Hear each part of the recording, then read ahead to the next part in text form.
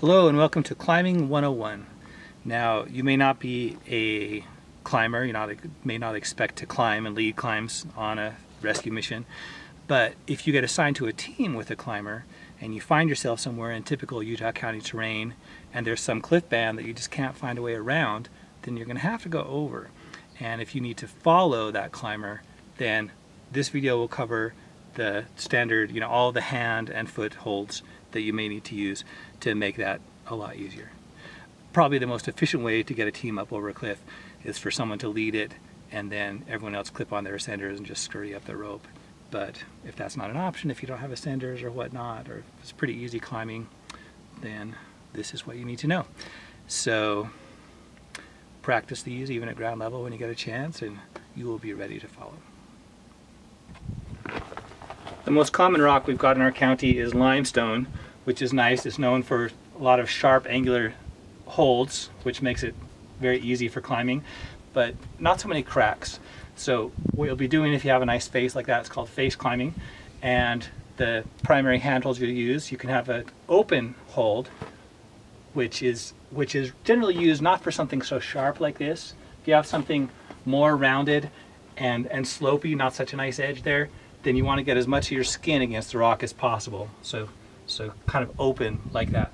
Second one, if you have a nicer edge, a nice one to do is a crimp, where you close your hand like that. And so as your hand pushes down, it kind of forces it into that hold a little better. Also, when your limbs and fingers are all the way open or all the way closed, that's when they're strongest. When they're kind of halfway, you've got more leverage you're working against and makes you more tired. So try not to stand, hold a hold like this with your arms part way. That's more tiring. If you can get them cocked all the way up, you're a little bit stronger, because conserving strength is just as important on some climbs, or more in some, than your technique for getting over. Alternately, if you can keep your arms straight, then all the weight, other than your grip right there, gets put onto your skeleton instead of your muscles. Okay, so you'll move your feet around, and when you're ready to make a move, use your legs, which are stronger than your arms, to go up and move from there. Okay, so you got your open hold, you got your crimp. You can also do lots of other techniques like stacking. And by the way, even a little tiny hold like this with this edge that sharp, that is fantastic. And that's such a good hold. That'll make it easy if you had all those. And for your feet, well, if you had climbing shoes, that would be even easier. Depending on your shoes, that not necessarily that good of a hold. But that one is, that's an inch. That's an awesome hold. So other ones you can do is called stacking, for example. Let's say you only have room for 2 fingers on the hold. Well, then you can stack your other fingers on top of it. And if you can stack your thumb on top of it, your thumb is stronger than your other fingers. So you can stack your fingers like that. And then when you go to move, maybe that's the only hold, and you want to reach up with your right hand. You'll need to get it free. So you can do what's called matching, where you replace it, and you can do this is the piano method, they call it. Lift up a finger, switch them a finger at a time, and now your right hand is free. You can also do that dynamically, where it's more common with your feet to kind of hop off and land with your other foot. So those are your typical face climbing holds. Foot holds are similar, actually, and if you can find a nice sharp edge like that, by all means use it. And if you can put your foot on it like this, if that's enough, that's fine. Otherwise, turn your foot sideways and they can give you a lot more purchase. That's called edging, all right? And sometimes if there's a really high handhold and you've got to reach way up high to get it, and it's just a couple inches out of reach, and you don't have another foothold to go to nearby, then if you stand on the outside of your foot, your body actually gets longer because you're not twisting it so much, and then you can reach up higher for that. Now, if you have something that's not so straight like that, and it's more of a bulge, again, these really aren't bulges, these are nice angular edges. But what you do in that case is, once again, you want the maximum amount of rubber on that. So you're going to drop your heel a little bit so that you can get as much rubber there. Obviously, this isn't working because I'm only touching my shoe on the edge, because that's not really a bulge. It's a good edge. And then sometimes you have something kind of a combination of both, where you've got a little tiny crack, a little tiny ledge, and then maybe a bulge. And what you do there, at least if you have climbing shoes, depending on your boots, shoes you're wearing, this works to different degrees, is called a smedge, where it's a combination, where you kind of wrap your foot around that edge and then push down on it. So you're catching the edge with some of the rubber on your sole, but you're also catching some friction with the rest of your shoe. So they're your typical face climbing foot moves, footholds. I should clarify, all those moves are the ones that oppose gravity, because in climbing, to get up a wall, all you really need are two opposing forces. So in that case, gravity pulls down, and so you have a force that pushes up that reverses it. But you can do side to side opposing forces as well. Like on this flake right here, I can pinch that with my fingers or my hand and thereby create opposing forces. I squeeze it, and that creates enough friction that I can totally use that for a hold. I could also, if it wasn't so thin like that, if it was just an edge, then I could oppose it by leaning my body against it.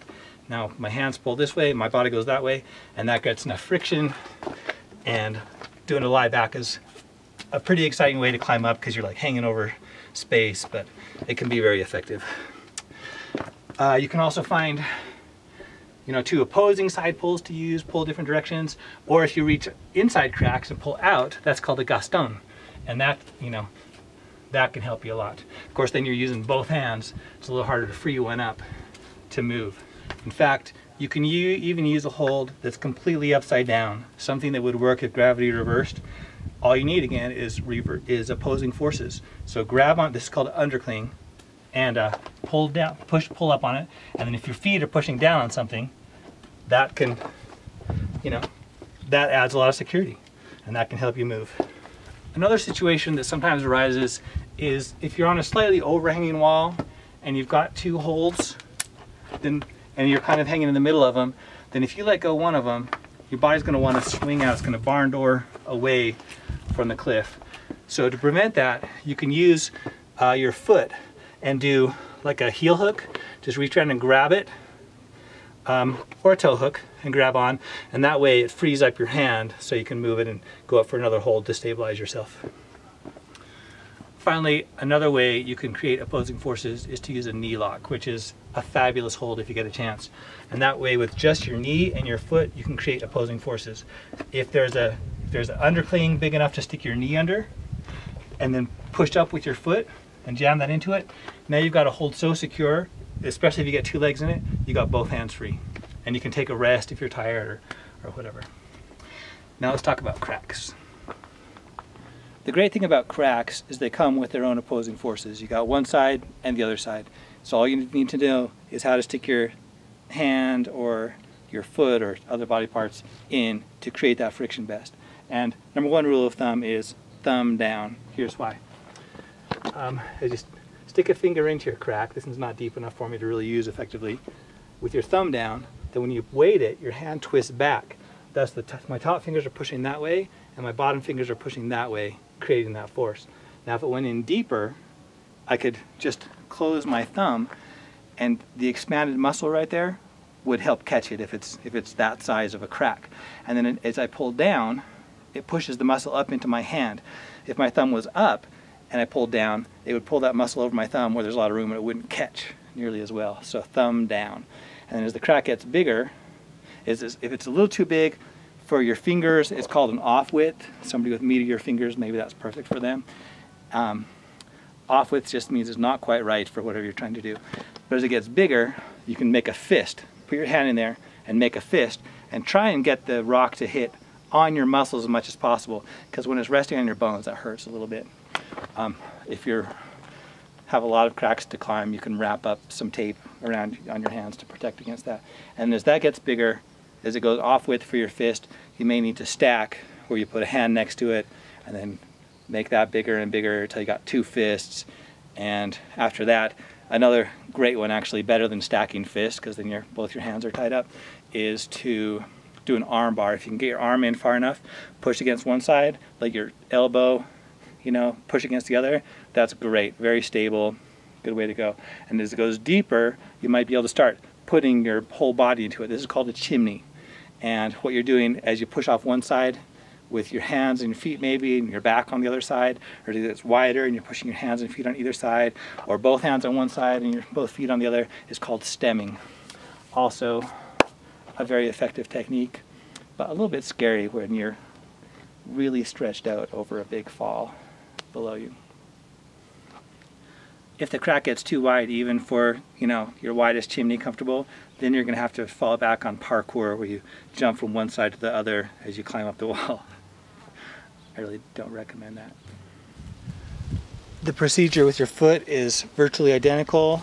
This time, put your little toe down in the crack, stick it in there, and then when you straighten it and stand up on it, it's called camming, and it pushes pressure on both sides. And this is a very comfortable, very secure, awesome hold. If you get it wrong, if you want to try and twist your foot so your toe goes down, be my guest. It doesn't really work that way, so you'll get it right. Finally, remember that as you come up from below looking for holds, you can't see the hold really well, so you'll want to move your hands around and feel until you get the best, most secure holds and use those. Generally, if you can't find any good holds that you're comfortable with, if you can look down and move your feet up just even an inch or two, suddenly you get high enough to where another hold appears and you can make your way up. If it's really blank and you've got absolutely nothing but you need to go, especially if you're on top rope, it's okay to do a dynamic move, a dyno. So maybe your hand can only reach this high even when you're stepping on the side of your foot. You can jump, you can pop a little bit and grab that hold if you're sure it's a good one. Okay, and then you can bring your foot up to something else. Sometimes, by the way, you may not find a foot down low, so you may need to high step and then just pull your weight over the top of that foot, and then you can use your leg to move up.